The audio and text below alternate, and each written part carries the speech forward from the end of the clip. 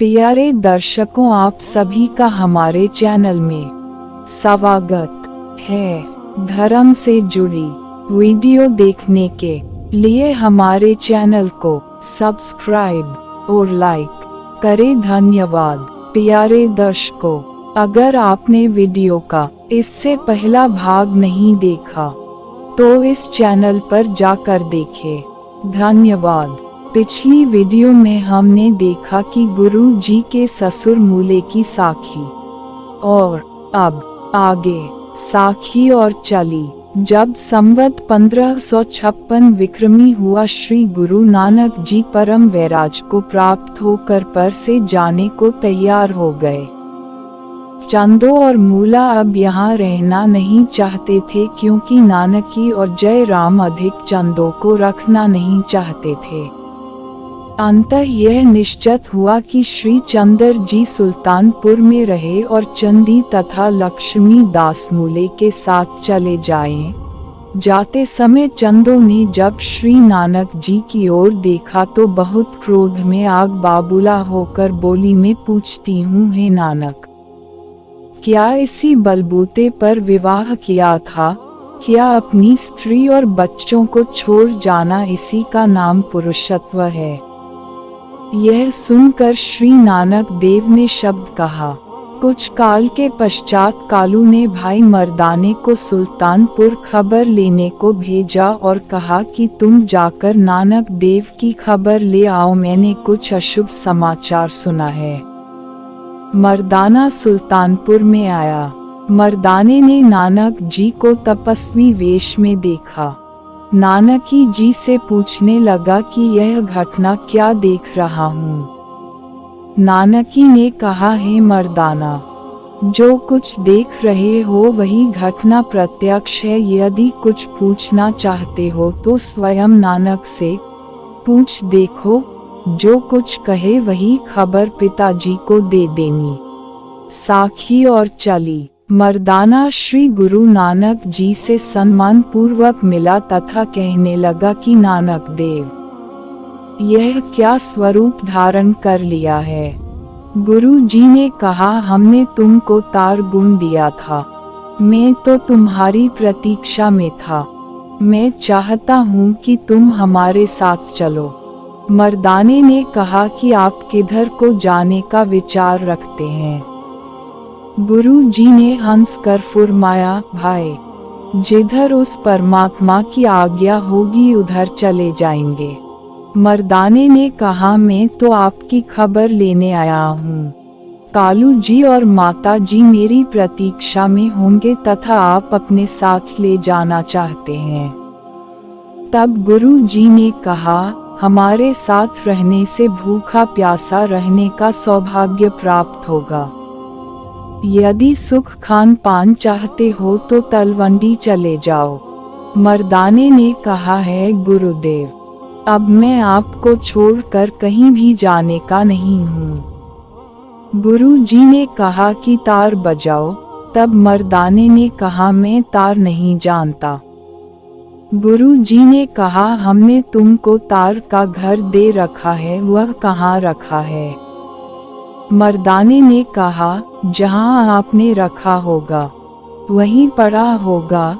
गुरु जी ने कहा, मर्दाना हमारी आज्ञा मानकर रबाब बजाओ।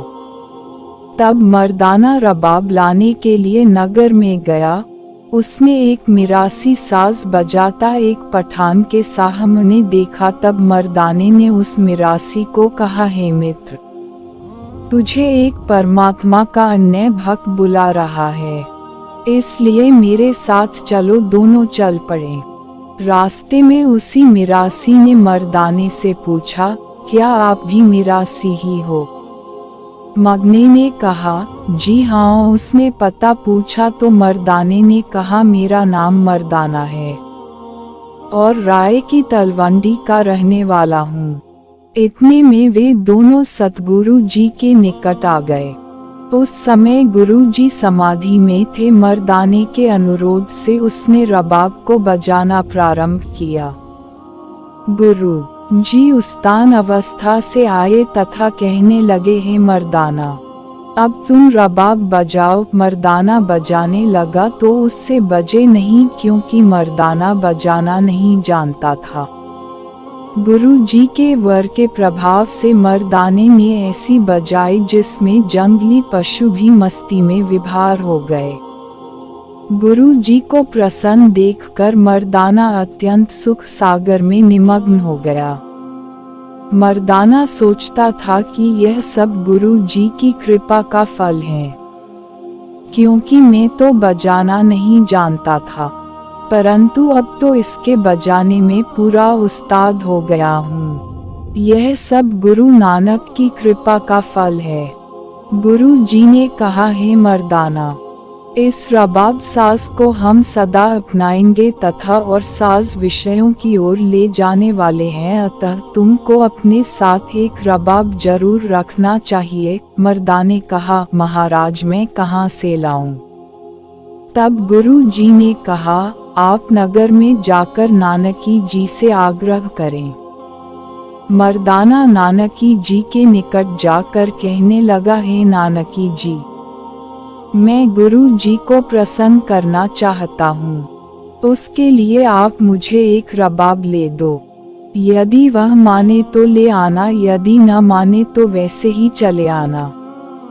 उस मिरासी ने कहा, हे गुरु जी, कहीं जाने की और मांगने की क्या आवश्यकता है, आप यह मेरा रबाब ले सकते हैं। गुरु जी कहने लगे, तुम्हारा दिया हमें पहुंच गया, परंतु यह तेरी चीज जिस पर तेरी रोटी है हम नहीं लेना चाहते। तब मर्दाना नानकी जी के निकट जाकर कहने लगा, हमें एक रबाब ले दो, मुझे श्री नानक देव ने आपके निकट भेजा है।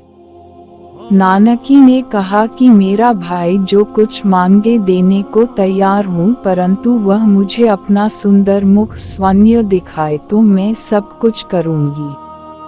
नानकी जी का संदेश भाई मदन ने गुरु जी को अक्षरशः सुना दिया। गुरु जी मर्दाने को साथ लेकर बहन नानकी के घर में आए।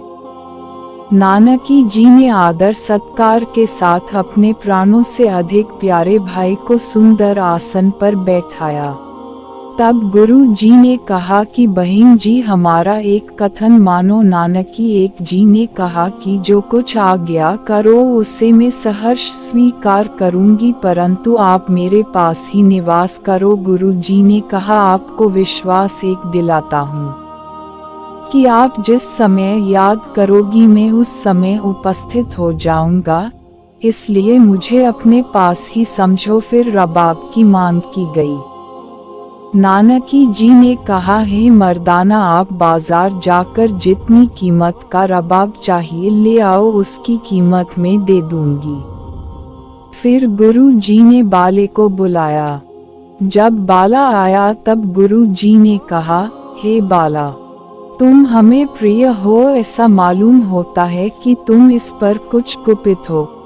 बेचारा बाला कांप कर कहने लगा कि हे गुरुदेव, मेरी क्या शक्ति है जो आपके लिए मेरे मस्तक पर एक बल भी पड़े, परंतु यह संसार अनेक बातें करता है। गुरु जी ने कहा, हे बाला, संसार श्वान तुल्य है, तू हमारे शरीर के माता पिता के लिए संदेश लेकर जाओ तथा उनको शुभ संदेश दे आओ। बाला तो तलवंडी को चला गया और मर्दाना रबाब लेने चला गया। सभी घर मिरासियों के देखे कहीं भी मर्दाने का सत्कार न हुआ, उदास होकर वापस आ गया तथा लोगों की ओर से जो अपशब्द सुने थे, जैसे किसी ने मर्दाने को कुराहिया अर्थात बुरे मार्ग का पथिक, सभी कुछ गुरु जी को सुना दिए। गुरु जी ने कहा, मर्दाना, चिंता न करो, संसार झक मारता है, यही संसार एक दिन तेरी स्तुति के गीत गाएगा। अब तू जा और अच्छा रबाब लेकर आ। मर्दाने ने कहा, गुरुदेव, रबाब कहीं प्राप्त नहीं हुआ।